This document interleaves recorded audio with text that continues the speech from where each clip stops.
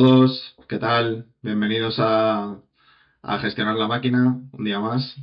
Antes de nada, quería agradeceros a todos los que habéis escuchado y compartido los episodios anteriores. Nos habéis dado muy buen feedback, muy buenos comentarios y nos estáis ayudando a mejorar, ¿no? Y bueno, hoy tenemos un invitado espectacular. Hoy nos acompaña Eduard Soler.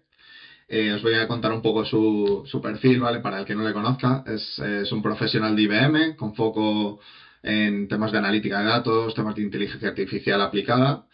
Eh, Se presenta pues como Data Analyst, aunque él ahora nos contará toda su formación en ingeniería de vehículos aeroespaciales, tiene varios másteres en Data Science, Big Data, y también ha participado pues en varias sesiones divulgativas como ponente en proyectos de IA, compartiendo aprendizajes sobre cómo aterrizar la IA y los datos en diversas organizaciones. También hoy pues vamos a intentar bajar bastante al terreno, ver qué significa construir fábricas de IA en Europa, que ahí Eduard tiene muchísima experiencia, y también cómo se gobierna esto para que sea útil, seguro y un poco conforme a la regulación, como hacemos en todos los episodios.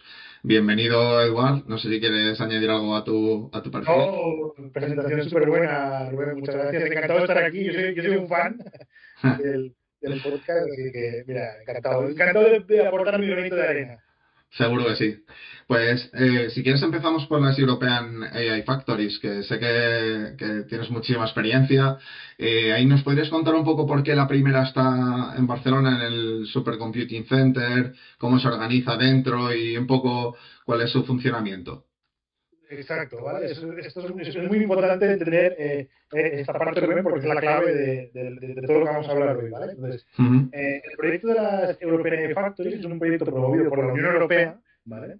Que ahora voy a dar una opinión personal. Siempre no nos quejamos un poco de cómo se gestiona el dinero público, pues a mí este proyecto en concreto me devuelve la esperanza, ¿vale? Como ciudadano, porque me parece que es una gran idea y en este sentido Europa está siendo innovador, ¿vale? Entonces el proyecto, ¿cómo funciona? El proyecto es un intento, una iniciativa por parte de la Unión Europea de promover el ecosistema de IA que tenemos en ujú, Europa, ¿vale?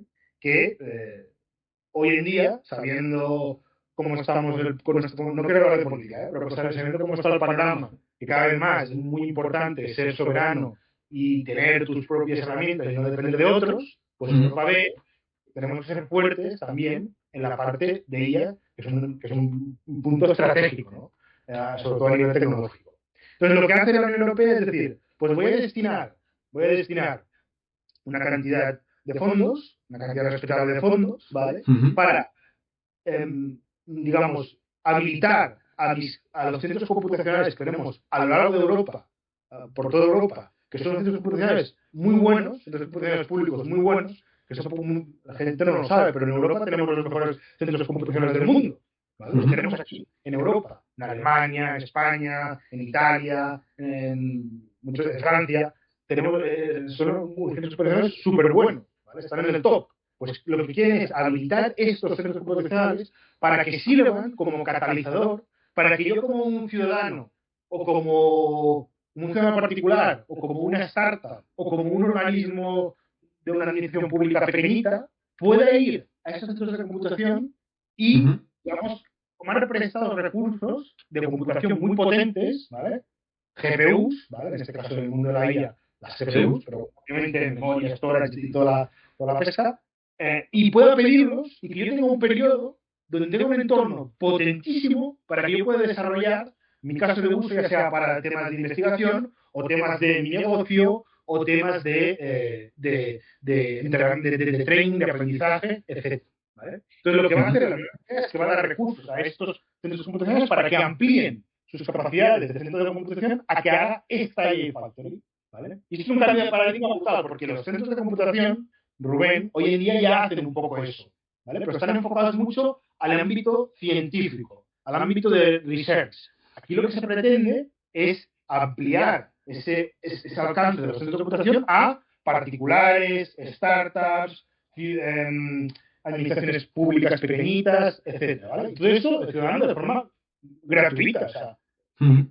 obviamente, Barcelona, ahora vamos a hablar de ello, pero Barcelona, los centros de computación van a tener un proceso de admisión, pero una vez ahí dentro, no, es totalmente gratuito y es modo de inversión de la Unión Europea. Es una iniciativa muy buena, porque digamos que te permite hacer dos cosas. Una es, efectivamente, democratizar el uso de la IA, que a nivel, yo qué sé, moral es un buen proyecto, pero que además tiene retorno. Esto puede ser dinero bien invertido, porque quién puede ser que alguna de estas iniciativas acabe siendo, pues yo qué sé, el futuro Meta o el futuro Mixta o el futuro DeepSeek, pero de la Unión Europea, pero europeo, ¿vale? Y que su embrión nació en un centro, en una AI Factory, digamos, financiada o promocionada por la Unión Europea, con lo cual es una iniciativa súper potente. ¿Y qué problema, o sea, cuando surgió esta iniciativa, qué problema intentaba resolver Europa con todo esto? O sea, ¿era un tema de capacidad? ¿Era un tema de competitividad? ¿Acceso a la IA? ¿Soberanía? ¿O un poco un mix de todo eso? Pues es como tú dices, es un mix, ¿vale? Pero la clave es que la Unión Europea hizo un análisis y dijo, es que nosotros tenemos, es lo que te digo, ¿eh? Miras la lista de los top 10 centros de computación del mundo y la mayoría están en Europa. Pues estos centros de computación que tienen tantos recursos, ¿vale? Ahora vamos a hablar en concreto de España, porque tienen tanto poder computacional, con sus supercomputadores, ¿vale?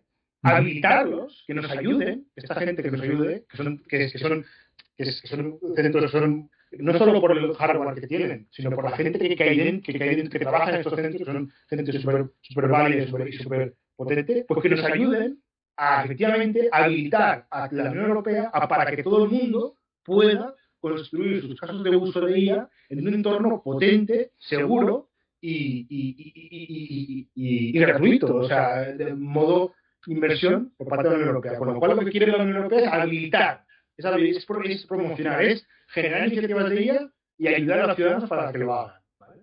Uh-huh. ¿Y cuál crees que, digamos, es el malentendido típico que hay sobre la IA en Europa ahora mismo? ¿Qué crees que se está, digamos, comentando en los foros en los que asistes y en las ponencias? ¿Cuál crees que es el reto de Europa en este sentido? Bueno, el reto efectivamente es salir del mapa de la IA, porque Estados Unidos tiene un gran capital, obviamente, de empresas, que la mayoría son estadounidenses, como la empresa en la que yo estoy, que es IBM, aunque IBM lleva 100 años operando en España, cuidado, pero es origen americano, el ecosistema está en América.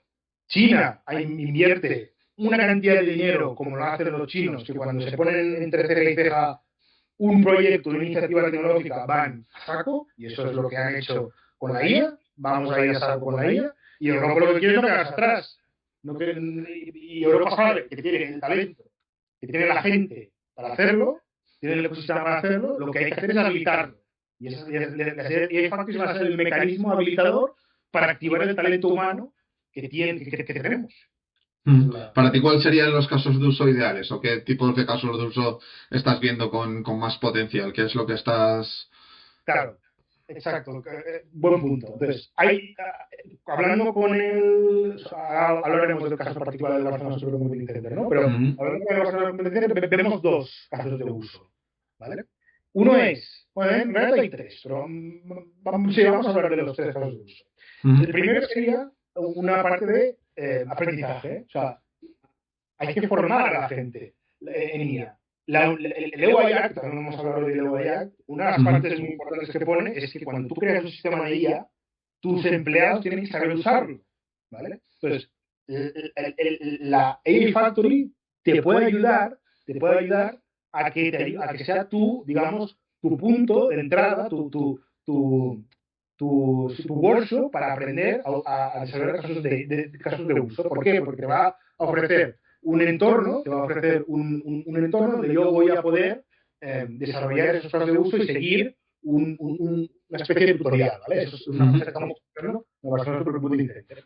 La otra, ¿vale? El otro caso de uso es la parte ya, yo ya sé de IA. Lo que necesito yo ahora son GPUs, son recursos. ¿Por qué? Porque yo quiero no quiero hacer el típico prompt o el típico rack, o el típico modelo de Machine Learning. No, yo es que ahora lo que quiero hacer es fine-tunear o entrenar un modelo fundacional con unos datos en concreto y generar un modelo nuevo que sepa, pues yo qué sé, hablar euskera, por ejemplo. Que sepa, yo qué sé, temas científicos muy concretos que los grandes modelos nacionales no tienen. La creación de LLMs, pues para hacer eso, esas son iniciativas muy importantes, pero que requieren de un poder computacional. Porque cuando ya hablamos de fine-tunear, de entrenar modelos nacionales, cuidado, porque necesitas una gran cantidad de storage para almacenar tus datos de entrenamiento y una gran cantidad de cómputo de GPUs para entrenar el modelo de forma eficiente. Porque con la GPU de casa, igual puedes entrenar un modelo, pero tardarás 3 meses y no vas a poder escalar porque vas a iterarlo por hacer una iteración de 3 meses y después, me he equivocado a la hora de poner el entrenamiento. Pues ahora tengo que cobrar a las 3 meses. Pues no, en el Barcelona Supercomputing Center lo que puedes, o en SSI Factories, lo que vas a poder hacer en 3 meses lo vas a poder hacer en 20 segundos.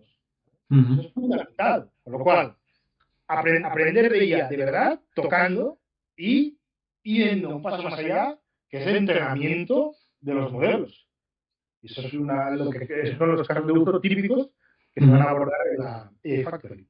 Y decías que vamos a comentar justo porque, digamos, el Barcelona Supercomputing Center ha sido el primer centro, ¿no? Si no me equivoco, en albergar la primera Factory. Exacto, muy buen punto, ¿vale? Entonces, en esta iniciativa, ¿vale? Hay muchas, o sea, se han definido, creo que se han definido hasta 20 factories, ¿vale? A lo largo de la Unión Europea. La primera, y eso es un gran éxito que hemos conseguido en España, la primera, donde todo el mundo está mirando cómo va a funcionar, ¿vale? Es en el Barcelona Supercomputing Center. ¿Por qué? Porque el Barcelona Supercomputing Center es, la otra vez que lo miré, la top 3 centros a nivel de computación mejores de la Unión Europea, top 3, y porque además el BSC tiene, bueno, aparte de méritos que son méritos de la gente que trabaja ahí, son gente muy buena, que tienen que han hecho muchos proyectos de IA de forma exitosa y han sido seleccionados por sus méritos, no solo por el poder de computación que tienen, ellos tienen el Mare Nostrum 5, que es la actual versión de su supercomputador, y ahora lo que quieren hacer es expandirlo a funcionales de IA. Estos 5 de IA. Si tú hablas con el BSC, para ellos este proyecto de IA Factory es una expansión de IA del Mare Nostrum, ¿vale? Entonces, por su gran poder de computación y por la calidad técnica de la gente que trabaja ahí, que son los que la Unión Europea ha considerado que este es el mejor para empezar. Eso habla muy bien del BSC y de la gente que trabaja ahí. Sí. ¿Está ayudando el BSC, digamos, a arrastrar, en el buen sentido de la palabra, al ecosistema español de empresas y que no se quede en un tema puntual dentro de este centro en Barcelona, sino que crees que está permeando, digamos, en las empresas, en las administraciones públicas, en otro tipo de organizaciones, o es algo más de laboratorio, digamos, o más de nicho? ¿Crees que está permeando en algunas iniciativas o todavía es pronto? O sea, el BSC tiene impacto directo en sistemas de IA. Por ejemplo, la iniciativa del gobierno de España de crear los famosos LLMs en español, los está creando el BSC. Está utilizando el hardware del BSC para entrenar esos modelos. Los modelos ALIA, que podéis buscar en Hugging Face, BSC ALIA, son esos modelos que son modelos entrenados para el idioma español y para sus lenguas oficiales. Eso es muy importante. Para el euskera, etc. Gallego.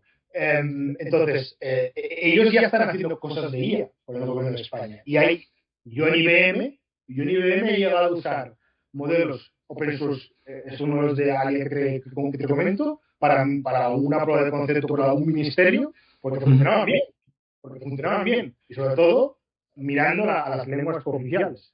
Entonces, ellos sí que ya están teniendo un impacto. Pero ahora con la AI Factory lo que queremos, lo que quieren, es, digamos, pues esto, habilitar de forma ordenada que gente, startups, organizaciones públicas pequeñas, particulares, etcétera, pueden hacer su propio uso de forma ágil y fácil y de forma gratuita, efectivamente. Qué bueno. Y a alto nivel, ¿eh? ¿Cuáles son, digamos, los componentes principales de la AI Factory del BSC? Claro, buen punto, ¿eh? Entonces, digamos que en este proyecto, ¿vale? Mm, Hay varios actores, ¿vale? A nivel tecnológico, lo que comentábamos, ¿no? El Microsoft 5 es un supercomputador que ya existe, ¿vale? Y lo que van a ujú, hacer ahora es ampliarlo, hacer una ampliación de IA, que eso es una gran inversión, que es la mayor parte del presupuesto, ha ido a esta gran inversión de recursos computacionales, de GPUs, ¿vale?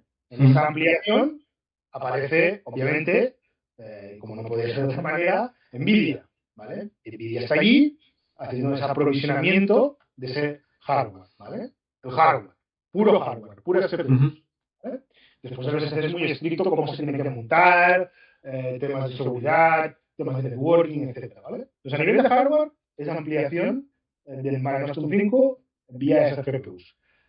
Pero, a diferencia, y esta es la clave, a diferencia de cómo ellos actúan, sí, cuál es su modo de operandi actual, que ellos el Microsoft 5 lo dejan, ellos, lo dejan a investigadores. Lo que pasa es que ahora, como es una factory y tienes que tener en cuenta temas más específicos de ella y tienes que dar servicio a usuarios que igual no son tan técnicos como los usuarios que actualmente pueden consumir el Mare Nostrum, que son investigadores, ¿vale?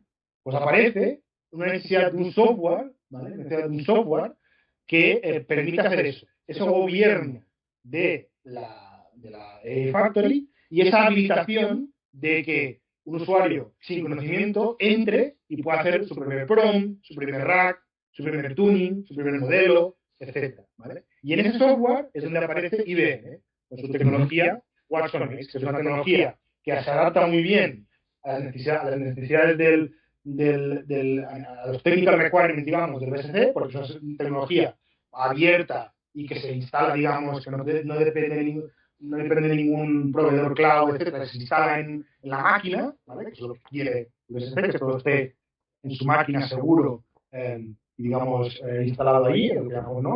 On-prem.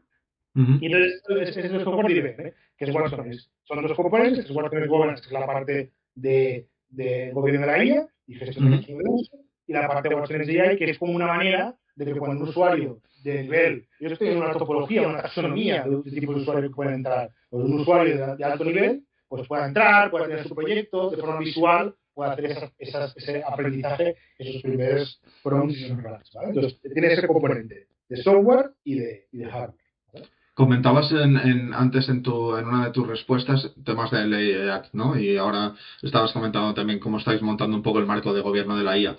¿Cómo está, digamos, afectando o ayudando incluso esta regulación al entorno, ¿no? ¿Cómo estáis montando todo para que sea conforme, supongo, al reglamento de inteligencia artificial? Eh, ¿Cómo están permeando también esos roles, esa documentación, ¿no? Esas instrucciones de uso, esa verificación del reglamento? ¿Cómo lo estáis montando? ¿Eso está llevando también, digamos, la herramienta que comentabas de IBM o lo estáis haciendo de una forma más rudimentaria, digamos? Es un mixto, es un mixto. Nosotros, la herramienta de IBM, que es Watson's Governance, tiene un módulo que te ayuda automáticamente cuando yo identifico un caso de uso, que en este caso es una identificación que hace un ciudadano externo activa el flujo de aprobación de la AI Factory, y en ese flujo de aprobación hay una etapa que es un cuestionario que se lanza, un cuestionario inteligente, usando de hecho una pequeña parte de ella, un cuestionario Mm, inteligente para que el usuario lo responda, que es básicamente donde explica qué es su caso de uso, y a partir de ahí la propia herramienta te hace una categorización inicial del nivel de riesgo en base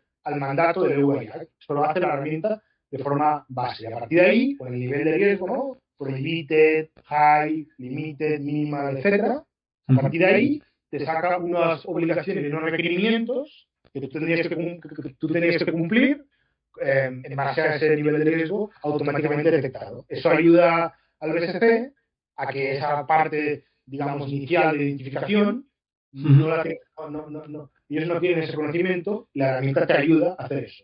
Sin embargo, la herramienta es muy customizable y ahora mismo estamos en eso, estamos customizando para tener en cuenta todos los riesgos, porque el equipo del BSC tiene un equipo está adquiriendo un equipo de innovación muy potente en esta parte de regulación, privacidad de datos, etcétera, y estamos trabajando con ellos para adaptar la herramienta para sus casuísticas propias, ¿vale? O sus procesos que tengan que definir, ¿vale? Entonces, es un combo, es una combinación. Assets predefinidos que tiene la herramienta para empezar, para que el día cero ya se puedan hacer esas categorizaciones de casos de uso y la sincronización con el equipo de BSC para customizar esas diferentes etapas o cuestionarios. ¿Vale? Eso es lo que estamos justamente definiendo y trabajando con ellos. Y aquí el objetivo final es que efectivamente no se dé la GPU o los recursos o se despliegue un modelo para a un caso de uso que no haya pasado por estos controles y no se sepa que su tier en el EUIAC es de nivel aceptable, ¿vale? No es un riesgo prohibited, etc. Pues, ¿Hay alguna vez que tengáis alguna tensión entre, digamos, lo que aporta un caso de uso y el riesgo que se puede asumir? ¿O de momento no se encontrado en esa disyuntiva, digamos, de encontrar bueno, un caso de uso que aporta muchísimo valor, pero que quizá con el reglamento en la mano es un tema prohibido o de muy alto riesgo? ¿O no se os ha dado de momento ese caso? de momento no, de momento esa parte de discutir, digamos, la categorización, de momento no estamos ahí. Lo que sí Ujú, que es importante, y eso es una discusión que estamos teniendo con el equipo del Barcelona Supercomputing Center, es que, claro, una de las particularidades de las AI Factories, que no he dicho, y que es importante, es que las AI Factories no van a servir para hacer un despliegue después, una productivización de ese modelo, de ese PROM, de ese sistema de IA. No va a ujú, servir para esa productivización. Tú cuando termines de desarrollar tu sistema de IA, tú te lo llevas y tú lo despliegas, si lo quieres desplegar, ¿vale? Pero ahí no se puede, de momento, productivizar esos sistemas. Por lo cual hay algunos puntos, digamos, del reglamento de la EUA que son un poco raros, porque pues, si tú solo estás hablando de desarrollo, ciertas cosas se desactivan de la EUA, ¿no? Entonces, ahí es donde estamos viendo qué nos aplica de verdad y qué no nos aplica, ¿no? Esa parte ujú. de, si no llegas a la productivización de tu caso de uso de IA, Claro, hay ciertos puntos que son extraños de la y eso es lo que estamos total. intentando interpretar. Que ahí podríamos pedir a un experto que nos ayudase, pero estamos haciendo nuestra interpretación, que veremos si es correcta. Total, y a nivel de monitorización, digamos, seguridad ética, que sé que eres muy experto en temas de poder medir, ¿no? A nivel de poder medir el sesgo, el drift, degradación, ¿qué tipo de activos estáis monitorizando? ¿Modelos, datasets, prompts, todo? ¿Cómo estáis gestionando esa parte? De momento nos estamos centrando en la parte de modelos, prompts y sistemas de IA, o sea, Ujú, concatenados, vamos a llamarlo así, o con modelos, un sistema de IA híbrido. También nos estamos centrando en el gobierno de la IA, la parte de datos ya vendrá, de hecho ujú, se quiere hacer un marketplace de datos donde tú entres y no solo tengas tu proyecto y tus GPUs, sino que puedes usar datos públicos o que te ofrece el BSC, y eso es ujú, importante, y ahí entraría la parte del gobierno del dato de forma bastante directa, pero de momento estamos entrando en la parte del gobierno de la IA y ahí es donde nuestra herramienta, ¿no? Donde Watson Governance de forma automática mide las diferentes dimensiones, ¿no? Yo le llamo dimensiones, que es el conjunto de métricas que medimos de cada una de las dimensiones del gobierno de la IA, ¿no? Entonces, tenemos ujú. la dimensión de calidad, donde medimos pues, las típicas métricas de calidad de sistemas de Sí. machine learning de IA generativa, ¿no? Los típicos answer relevance, context precisions, etcétera, ¿vale? Toda esa parte. Después medimos una parte muy importante que es la desviación, ¿vale? La desviación de los modelos, ¿vale? Ah, Que nos indica si los nuevos test que estás haciendo eh, son similares a la distribución de datos de entrenamiento. Siempre me preguntan, ¿y cómo monitorizo las alucinaciones? Pues la monitorización de las alucinaciones, mejor manera de hacerlo es hacerte un dataset, y también en IA generativa, hacerte un dataset, digamos, de ground truth de preguntas que les puede hacer este sistema de IA, y cuando te llega una pregunta que no tiene que ver con la que tú habías con ese dataset, en esa ground truth, pues entonces que te salte esa desviación y ahí es ujú, de ahí el riesgo de la alucinación. La mayor parte de las alucinaciones vienen por un problema de que la gente está preguntando o está infiriendo el modelo con datos que no forman parte del conjunto de entrenamientos, ¿no? Entonces, Ujú. eso lo hace la herramienta. También la parte de AI Security, medimos lo que llamamos la adversarial robustness, que es cuando rebustes el prompt a diferentes ataques tipo prompt injection y prompt leakage, que eso es muy importante, ¿vale? Porque, sobre todo, en el mundo de que tú, eso es muy importante, ¿eh? Porque en el mundo de Factory, donde tú puedes entrenar tus propios modelos, cuando tú entrenas tu propio modelo, entonces ya el ownership de estas tareas de prompt injection, prompt security, que no se filtre información personal, que no haya lenguaje, que el sistema no hable con lenguaje abusivo, entonces ya recae a ti, porque tú a partir de Ujú. ahora ya eres el, digamos, Claro.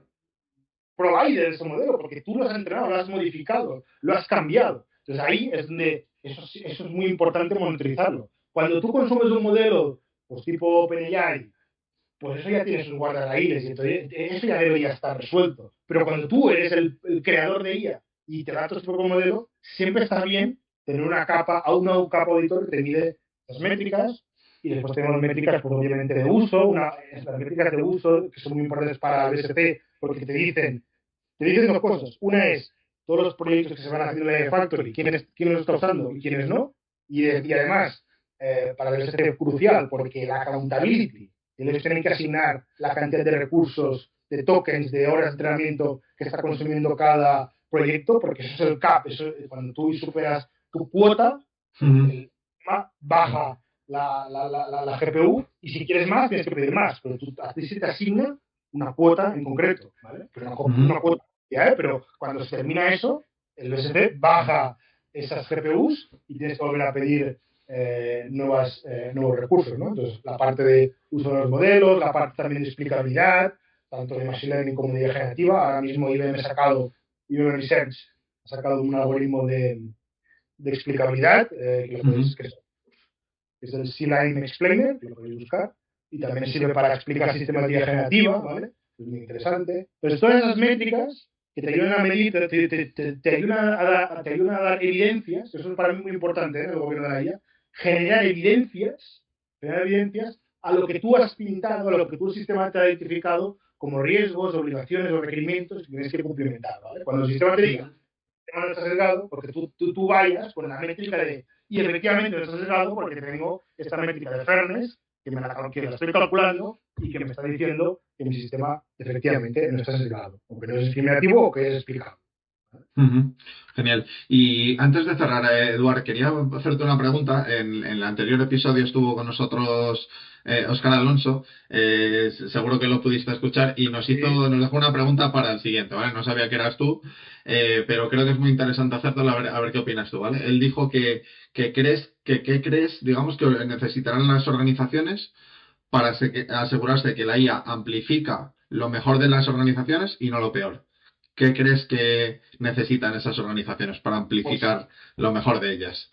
yo lo tengo muy claro, yo lo tengo muy claro. He utilizado un sistema de gobierno de la IA, pero sobre todo por favor, porque en mi día a día soy un lucho cada día con esa misconception, ¿no? Con esa falta de concepción, ¿no? De que el gobierno de la IA no es solo pintar riesgos en una matriz de riesgos o rellenar cuestionarios. El gobierno de la IA es bajar al barro, medir los sistemas, evaluarlos y de forma continua hacer esa monitorización.